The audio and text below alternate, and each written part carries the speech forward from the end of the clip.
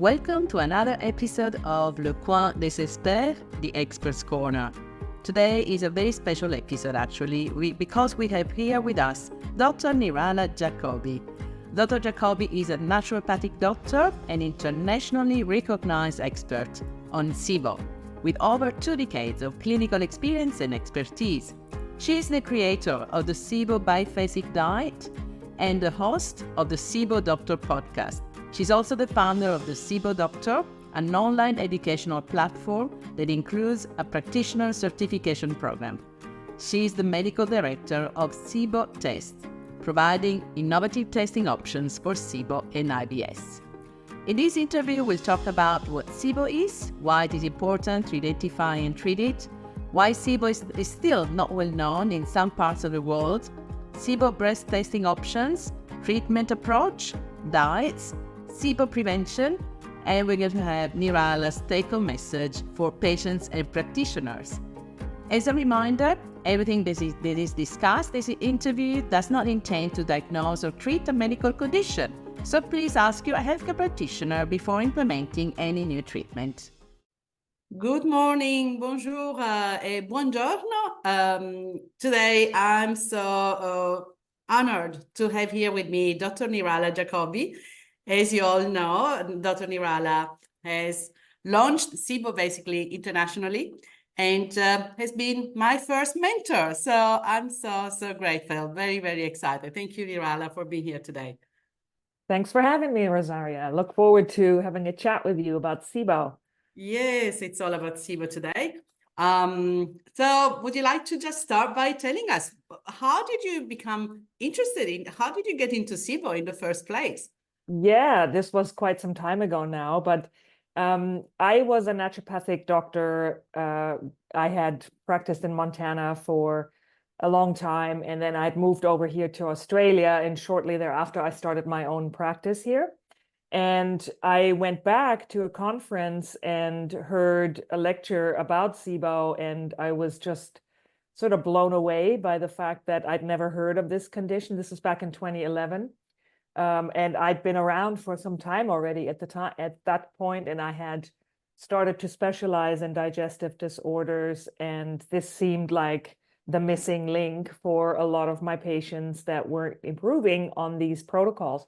So I started to investigate as much as I could and study about SIBO, and then presented at some of the SIBO conferences overseas and started a breath testing company. And then I realized that there was so much need around education about SIBO. And I always tell practitioners, you know, if it was just about bacteria, we wouldn't be having this conversation, because it's not that hard to treat just bacteria, right? It's all about the underlying causes of SIBO that really I feel passionate about, and I feel like a lot of practitioners have that also a little bit missing. So that's really what I focus on now, is education. That's awesome. Thank you so much for having been, the first practitioner, the first doctor in Australia to, talk about SIBO. And I still remember the first conference in Sydney about SIBO. 2016, that's right. Yeah, you were there, right? Rosaria. That's right. Yeah, we're hardcore. We stick with it, right? That's good. That was awesome. And I think my jaw dropped a few times during that conference.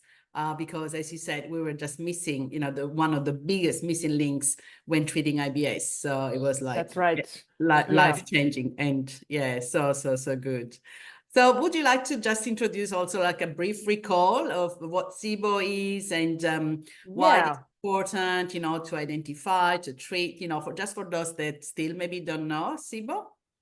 Yeah, and so if you're listening to this recording or this video, and you have symptoms of irritable bowel syndrome, which are very common in the world, about 11% of the world is estimated to suffer from irritable bowel syndrome, which is basically a combination of symptoms that pertain to the digestive tract. So obviously bloating, alternating bowel habits, or constipation or diarrhea, a lot of cramping sometimes, but it can be a host of other symptoms.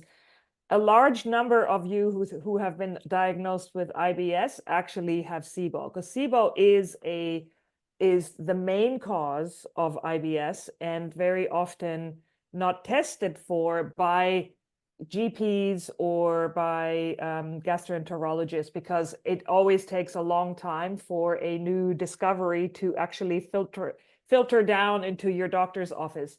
Right. So this is why I think Rosaia and other practitioners are doing such a great job of educating people about that this is a very, very treatable condition. So SIBO stands for small intestine bacterial overgrowth. And you probably heard of the microbiome that's in your gut. Well, this is an overgrowth in an area of the intestine that's not meant to have your microbiome overgrown there. So, and when you have a tremendous overgrowth of bacteria, you can have a lot of fermentation of the food that you're eating. So you're actually not getting all the nourishment from your food. You're feeding the bacteria, and that results in gas production that then results in symptoms. So that's sort of a nutshell version of what SIBO is. But the important thing is to understand that it has specific causes or underlying causes. And I'm sure we get to that later on in the conversation. Yes, thank you so much. And so you mentioned that a little bit. So it takes years and years for new research, new scientific research to trickle down, to be accepted and taught at medical schools, isn't it? So they estimate 20 to 50 years, and some things go really fast, like if it's a new drug or something, then it kind of filters down very quickly. But if it's something to do with irritable bowel syndrome, it afflicts a lot of women, I think there's also that element of when women are complaining, it takes a little bit longer for science to catch up that there is something really wrong. But yeah, so a lot of original research, it's been known for some time, but who really revolutionized I think the research into this is Dr. Mark Pimentel from Cedars-Sinai in LA. So he wrote a book, the IBS solution, that really explored SIBO, and he's done a lot of research with SIBO. So we all follow him and his work as well. But yeah, so it's frustrating for a lot of people that go to get diagnosed or get treatment for SIBO, because it is a very treatable condition, and still refuse to get tested, or doctors are not ordering the breath test and all of that. But yeah, but it is starting to change, I think. Yeah. And I've heard Dr. Pimentel often says, he reminds the time it took for Helicobacter pylori to get recognized, and finally now everybody tests for Helicobacter. Of course, it's yeah, right. And so maybe will be like a similar thing with SIBO. And then, do you think that because SIBO is pretty popular, of course, in Australia, in America, in English-speaking countries, do you think there's also a language barrier in regards to SIBO and not being well known in some countries?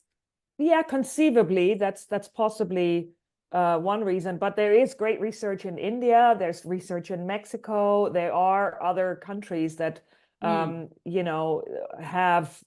done a lot of research into this, and I'm not sure if their GPs are aware of it. I'm not really sure. It's a good question.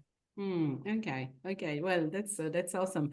And so the SIBO breast test, you are the founder of SIBO test in Australia. When did you found SIBO test? How many years ago? So after I had learned about SIBO in 2011, I immediately bought a breath testing machine, because what we had available here was just not really SIBO testing. It was more carbohydrate malabsorption. They weren't really doing it the way it's recommended to be doing. So I just started offering it to practitioners, and this then morphed into full-fledged lab service for breath testing. And it's such an easy test. I mean, I won't say it's super easy, because you do have to do a special prep diet and an overnight fast, and some people do find that challenging. But it is it's a test that you can easily do at home. And basically, the essence is that you're capturing the gas that's produced by the bacteria. They produce hydrogen gas, and these other organisms called methanogens produce methane, and humans don't produce those two gases. So it's basically, we know based on a timed sample collection, we know where in the small intestine and in the large intestine the bacteria are fermenting, and that's really useful. So it is a relatively, it's a painless test. There's no blood or fluids or anything. It's just breathing into a tube. So it's very easy to do, and it's pretty, when it's really positive, it can be, you know, I'm sure you've had patients like that too, Rosaria, that basically are so relieved to have finally a diagnosis for their issues, and it's not all in their head. And they, you know, they've been told to eat fiber and to deal with IBS, and that's often the exact opposite of what people should be doing when they have SIBO. Totally. And can children do the test? As of what age do you think a child would be able to, you know, blow in a tube? Yeah, I'm always a bit hesitant to do children. You know, I've done it as young as 5, and you practice with blowing up a balloon first and things like that, and that's been successful in children as young as 5. Okay. But you know, some of the risk factors for the kids are you know, they have basically, one of the main risk factors for developing SIBO is having had a case of food poisoning before, and you just don't frequently see that in small children, you know. So the idea is, when you've had a case of food poisoning, the bacteria that are causing the food poisoning, is very different bacteria from SIBO causing bacteria, are triggering an immune response, and your body then basically produces antibodies that attack a very vital part of the motility aspect of your small intestine, called the migrating motor complex. And you can develop SIBO as a result of that months after having had the food poisoning. So that's a common one, but there's lots of other underlying causes: hypothyroidism, you know, chronic infections, mold. And we don't often see this so much in children, although of course there are exceptions to that. So I often don't start there with children. Really young kids, I start more with other microbiome assessment and digestive assessment and all of that before I do a breath test, because it's difficult with children younger than 5. Yeah, totally. And so people sometimes say, "Oh, but do I really need to test for SIBO? Can you treat me without testing?" What's your answer? Yes, I'm like, basically the short answer is no, don't do that. And the reason is, and I usually, you know, I'm very clear about that in my courses, is that there's several reasons. Number one is you need to know how high the gases are. First of all, you need to know if it is SIBO, right? Because you don't want to really treat it with, you know, potentially 3 months of herbal antimicrobials or antibiotics, because that is what's recommended often. So you want to know that you're actually treating a bacterial overgrowth, because otherwise you're damaging your microbiome that's meant to be there. For no reason, that's number one. If it's yes. Yes. And so number 2 is, you know, other reasons for testing is understanding which gas is dominant, hydrogen or methane, because they require different treatments. And then also knowing how high they are. So I like testing before and testing after treatment, depending on how people, if their symptoms are completely gone, I don't retest. But if there still are some residual symptoms, I need to know if they're due to SIBO or something else. And then once you retest, you know that your treatment has worked and they're actually symptomatic because of something else. So this is a really useful thing, because as functional testing goes, and we know how much testing costs, a breath test is actually relatively inexpensive to do, and it's easy to do at home. So I feel it's sort of a low-hanging fruit, really, as we say, to do testing so that you really understand if it is SIBO or not. Yes, totally agree with you. Yes. And so your test, your SIBO test, do you deliver internationally to every country? No, we don't. We stopped doing that during COVID because things just got always so delayed, and there are time sensitive. But you know, I think there's some great testing available in Europe. There's some great testing available in America. But SIBO testing is, or SIBOtest.com is Australia only for now. We might expand a little bit later again, but I think there's some great options. Nordic, right, is great in Europe. Aerodiagnostics in America. So they're colleagues and they're good. Yeah, sure. Okay, good to know. And how many tests do you think you have sold so far in terms of how many people do you think? How many have we tested? Too many to count. That's I don't think there was there was thousands and thousands and thousands and thousands.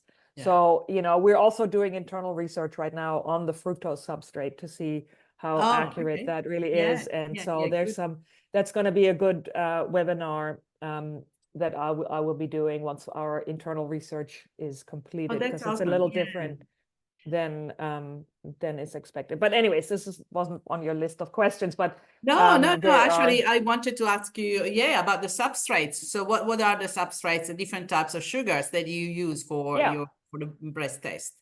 So the convention is, depending on where you are in the world, it's either glucose that you test with, and I don't know how much people want to get into this, but basically there's different substrates, and we use different sugars because bacteria love different substrates, right? Sometimes you can capture a glucose, but the lactulose will be negative, and vice versa. But it's actually mostly lactulose is used as the primary substrate, and then glucose, I'd say, is a close second, and then fructose as well. And practitioners have used fructose a lot more lately because of some endorsement by other SIBO experts, and I'm still a bit cautious on that. But if you really want to be sure, you test sequentially.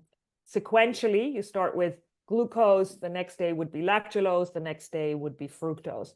So it's a bit more involved to test with 3 sugars, but it gives you the most complete and accurate I think view of if SIBO really is an issue or not.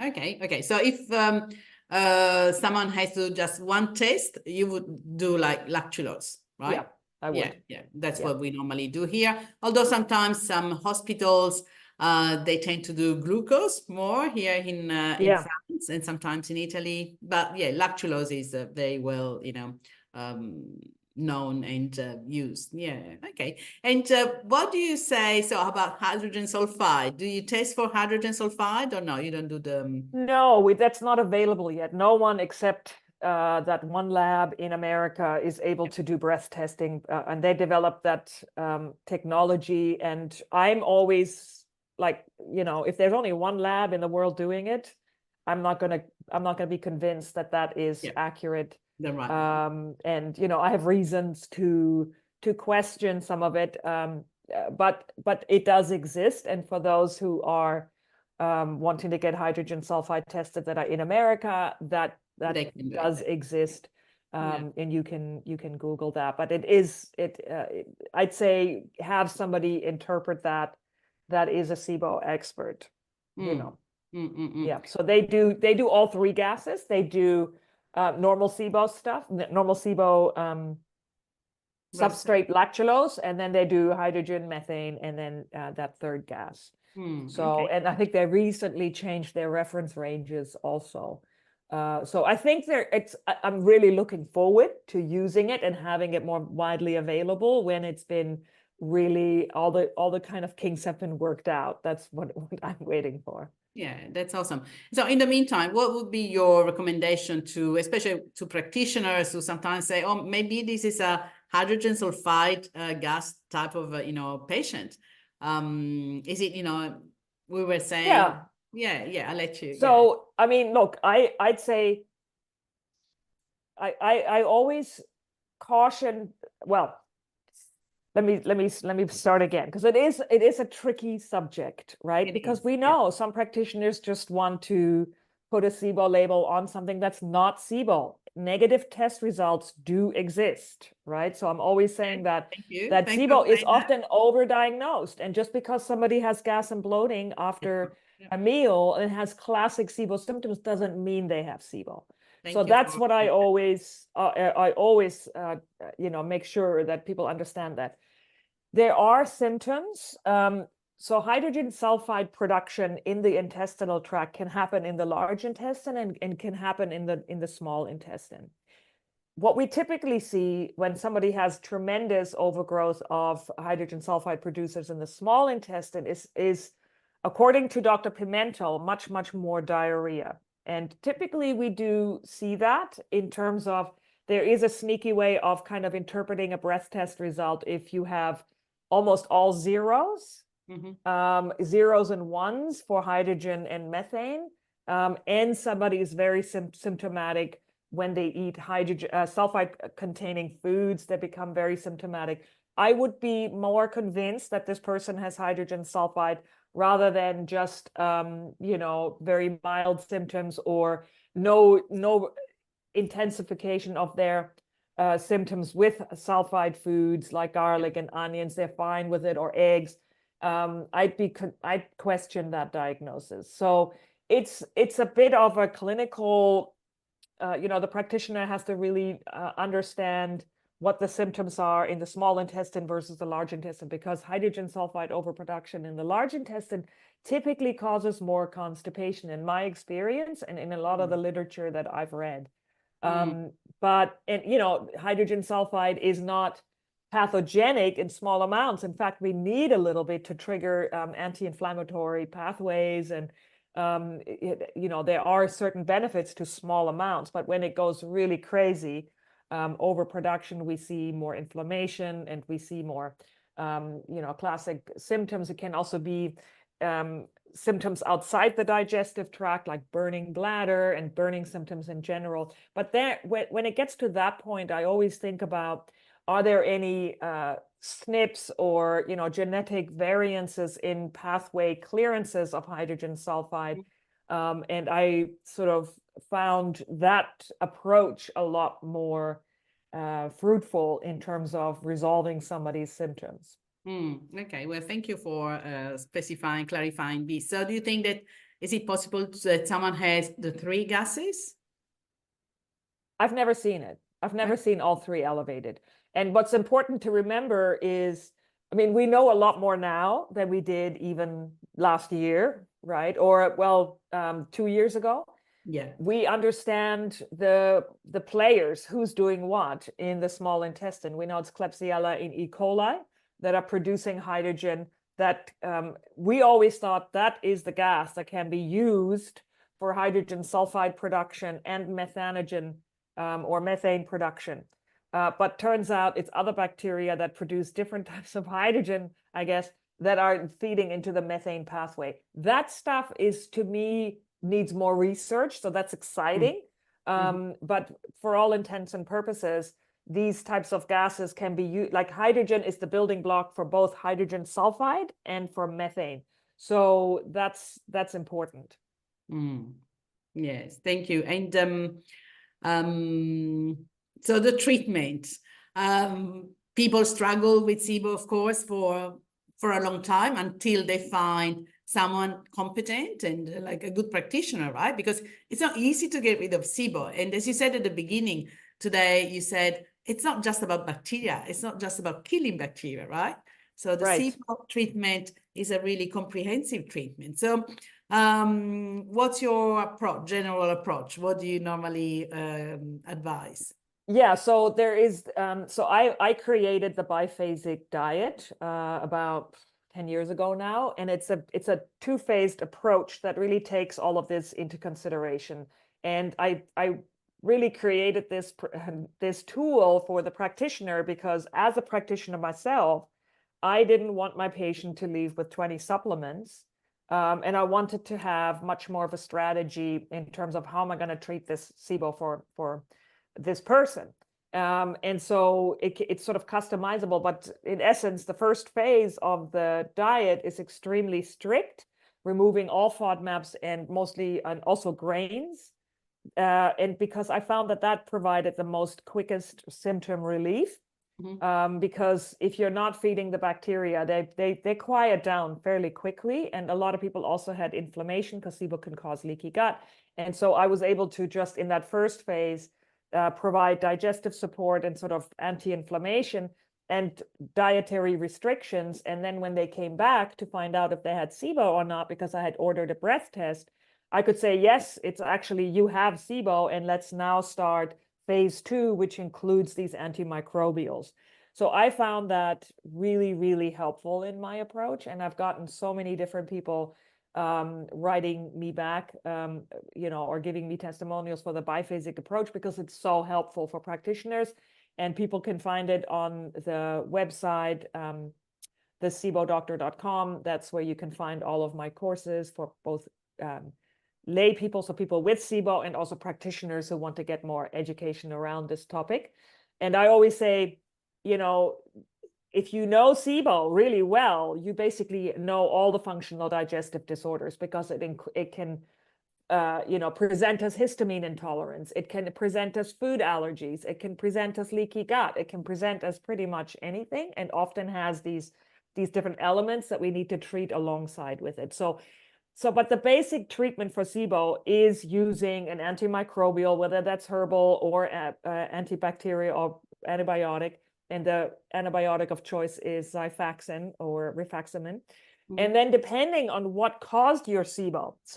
And this is where I have to go back into, I have organized my because I'm like, if I don't organize it, I get lost in the woods, right? So my basic approach is SIBO.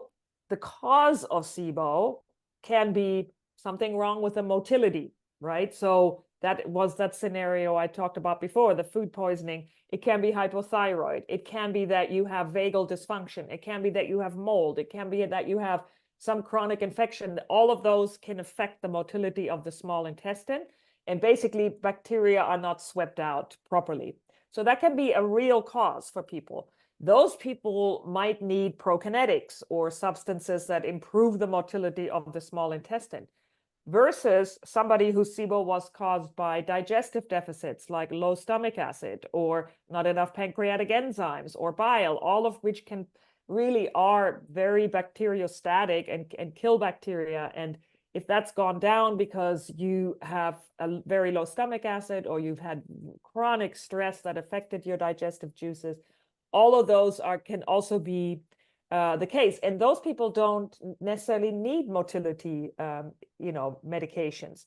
So, and then a third category is something to do with scar tissue in the abdomen. So much more of a structural problems where, scar tissue can be formed with any abdominal surgery, whether that was a hysterectomy or a cesarean or removal of the gallbladder.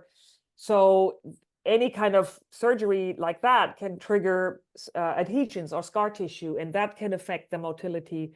But those people would do worse on a motility drug. So there's all these different scenarios, backgrounds of stuff that practitioners really need to know, so that they can confidently approach this patient and then get rid of the bacteria and then get rid of the underlying cause. Is really the way I find works best. So it is complex. So it's not something that just lay people can, do by themselves. I think it's not do by you. So it's you need someone that is being trained in SIBO, right?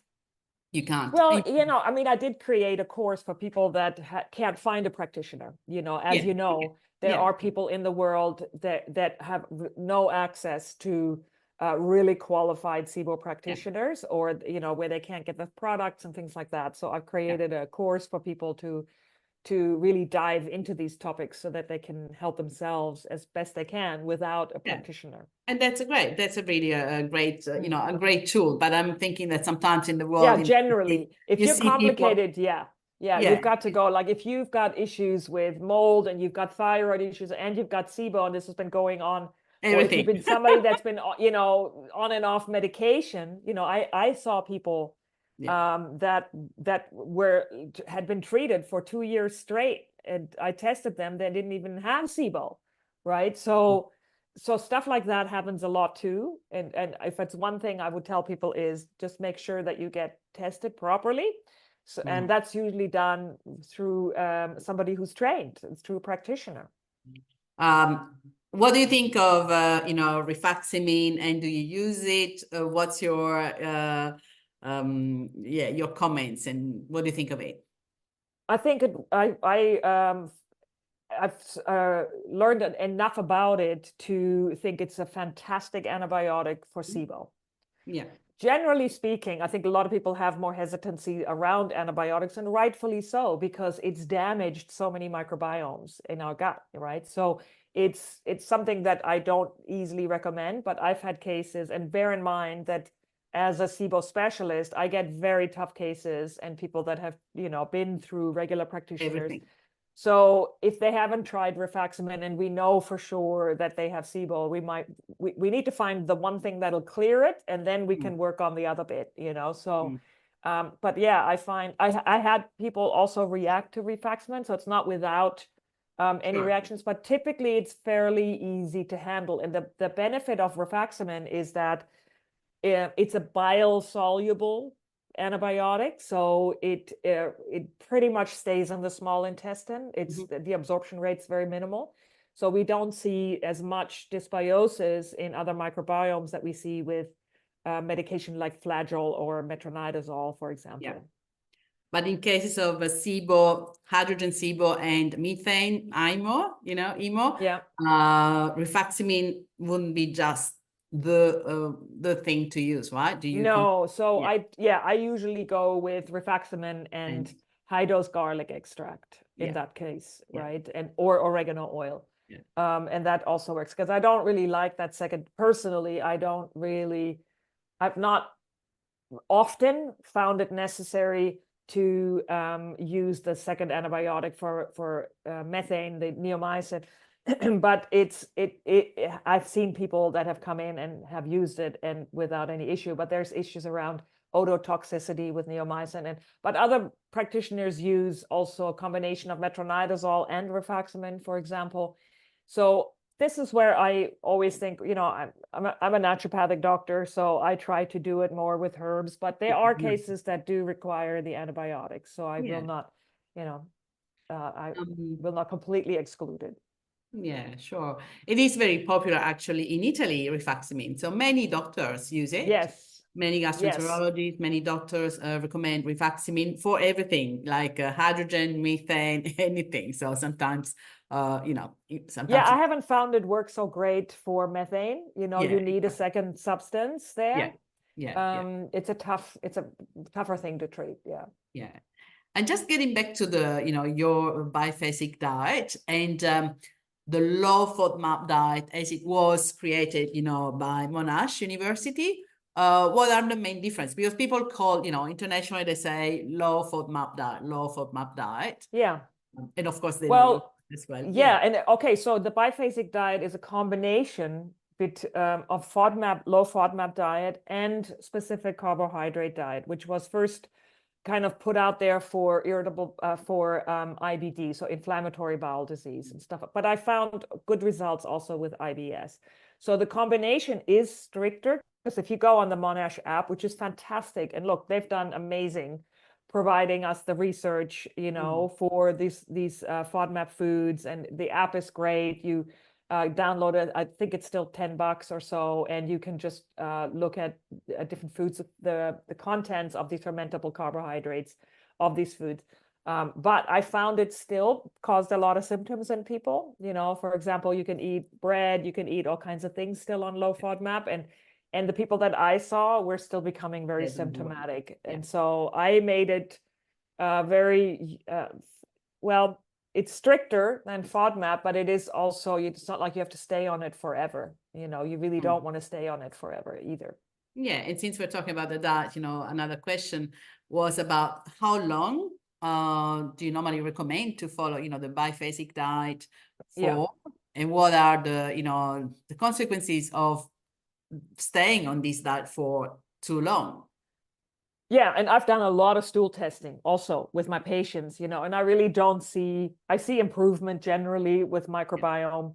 But what we know about these fermentable carbohydrates that are named FODMAPs, they are really the ones that cause these symptoms to occur with SIBO. But typically 1 round of treatment on the biphasic diet is between 6 weeks, 6 to 12 weeks. And it's not uncommon to do 12 weeks. So, you know, a lot of people are so technically, you know, if you're clear with SIBO, you don't need to stay on the diet anymore. Right. And then the next step happens, which is you want to regrow a healthy microbiome in your large intestine. People that are easy, like not complicated causes of SIBO, they can clear SIBO in 3 months and then gradually move off the diet. I usually do that by increasing certain foods first before completely abandoning the diet. And then, you know, just healthy eating, Mediterranean style type eating is what I recommend. You know, 40 different plants a week, that type of microbiome restoration diet is recommended. But I've seen people be on the biphasic diet for a year and not see huge changes in their microbiome. But they just are so asymptomatic when they're on the diet that they just want to continue that. But yeah, I try to always get people to eat the most variety of plant-based foods as possible, because that's where we know that our healthy microbiome thrives on a diet like that. And you know, SIBO, even though it's in the small intestine, it's still a microbiome dysbiosis issue. And so this is always my focus, is how do I then improve their entire microbiome after SIBO treatment? Yeah, because I see sometimes people that, you know, just do the low FODMAP diet or, you know, your biphasic diet and that's it. And I think that they will kill the bacteria and say, okay, just do the diet in a very strict way and bacteria will go away. And yeah, is this correct? So they go into something called senescence. So they kind of, the reason you're not symptomatic is you're not feeding them. And if you're not feeding them, technically you are going to see a little reduction in the numbers. But the issue is what caused your SIBO. You're not addressing that by just being on this diet forever, right? So if we had bodies that had no self-defenses, we all would have SIBO all the time. But they are the motility that sweeps out the bacteria, the digestive juices that kill those bacteria.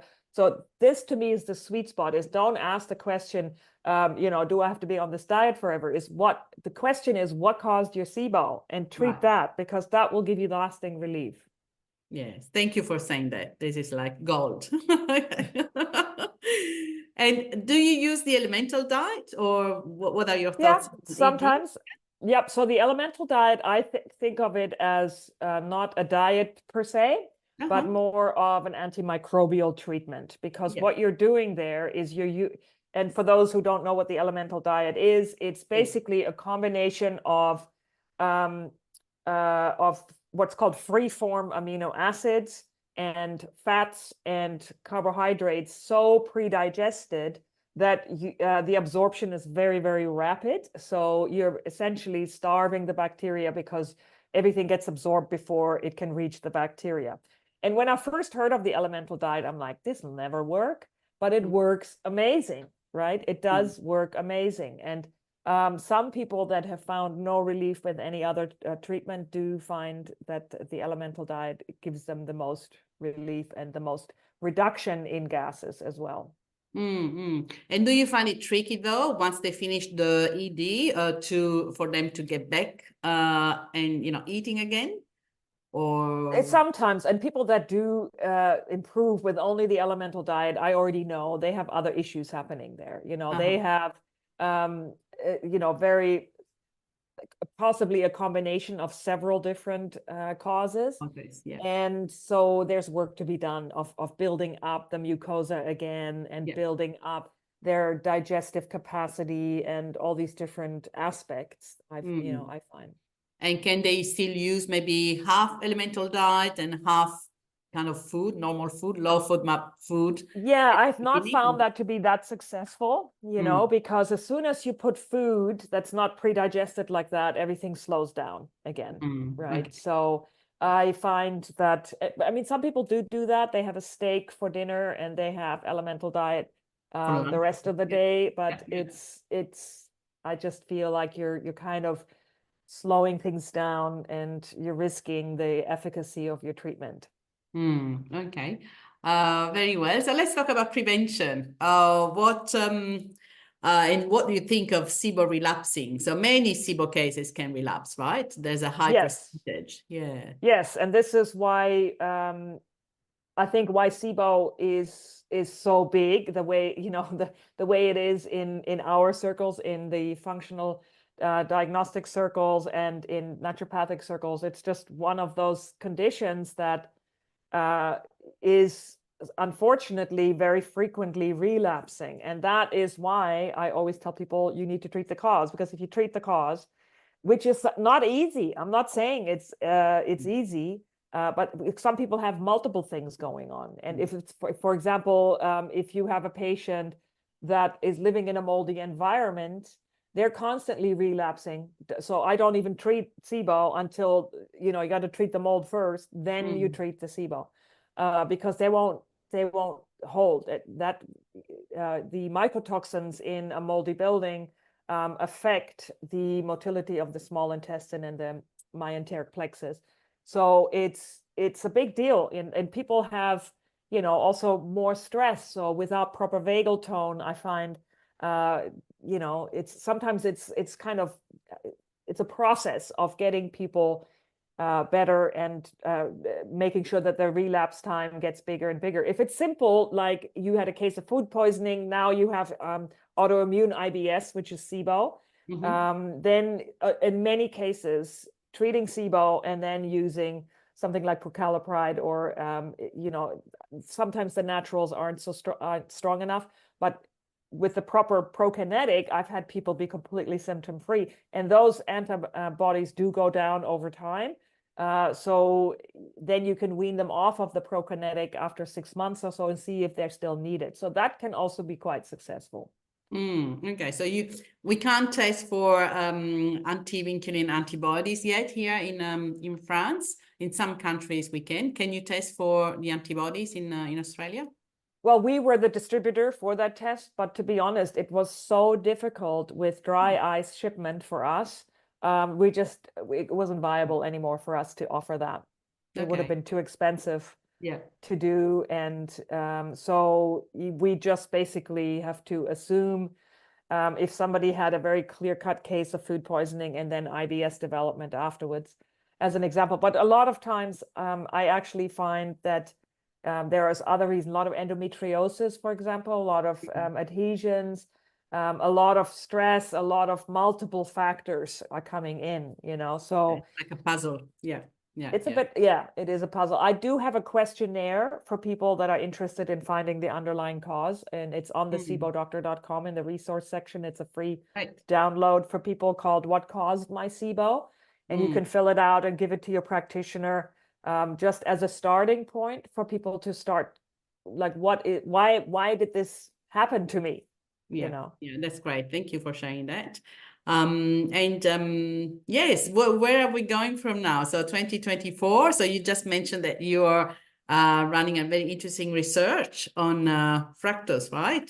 Yes. So that's just like we're still a few months away from finalizing our data on that, but it's so that's just a little side thing. But basically, I'm taking a little break from patient care. I'm on a sabbatical still, but I'm doing practitioner trainings and things like that, and that's really where my passion is for practitioners, because that's how I can have the most impact in a way, is helping people to understand not just SIBO, but really the fine-tuning and all of these other aspects that can play a role.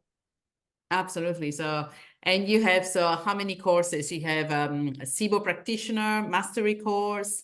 Yeah, that's our flagship sort of thing. And then for patients, it's called the SIBO Success Plan, which also is like, it's very, very dense with information and self-help videos of how to do an enema, for example, for those that are constipated, and doing different kinds of hydrotherapeutic treatments, stuff you can do at home, but also different products that I recommend on different, like whatever is available on different continents. We have a dispensary guide there. But really, again, for practitioners, I have a course called the SIBO Mastery Program, which it really deep dives into all these aspects. And then people that are have completed it are eligible to be listed on our database, which is a really good resource for practitioners who want to grow their SIBO practice. Yeah. And I can highly recommend your course, of course. Thank you. Yes. I started studying with you like many years ago, and I still, you have a lot of information. You have podcast videos, YouTube channels. You're everywhere, and you're just fantastic what you do. And what else? Yeah, any piece of information, anything we like to share to conclude? Not really. I mean, I think you asked all the questions that I for it's a mixed audience, right? You have patients and practitioners, but really my take-home message would be it's not just about bacteria. So I'll end with the same thing the same sentiment that I started with, is that start to investigate why things aren't improving for you. And it's not about just finding different antimicrobials. Sometimes it is, but really ask the question of what caused this for you, because I think that's where you're going to find a lot more long-lasting relief. Yes, that's awesome. That's a really, really great message for both practitioners. Of course, they need to know how to handle SIBO, and patients, unfortunately, that suffer from SIBO. But can we say that we can win SIBO? Yes, you can beat it. You can beat SIBO. And yes, and if you my website is thesibodoctor.com, and all the resources are there, and you can have a look around, and also the podcasts are listed there. But it's the SIBO Doctor podcast is on any platform, and there's a lot of great topics and interviews on other peripheral conditions that can be the cause or can also be contributing to the symptoms. Well, Dr. Nirala, thank you so much for being with us today. I'm sure that our audience will love this interview.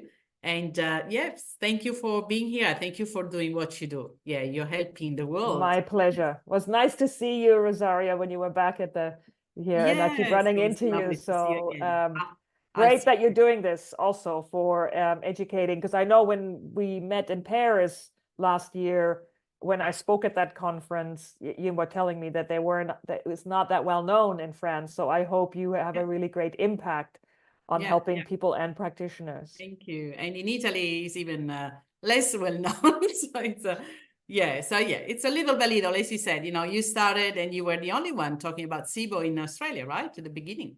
At the beginning, yes. And you almost are, because you're the specialist. So it's but it takes one person sometimes to change things little by little. So let's see. Well, thank you. I think it would have reached our shores eventually, but I just happen to be really fascinated with this topic, and I'm glad it all worked out that way. Yeah. I'm glad it did. Thank you again. Thank you so much. Thanks. My pleasure. All right. You have a nice day. Thank you so much. We'll see you soon, maybe. Bye. Bye.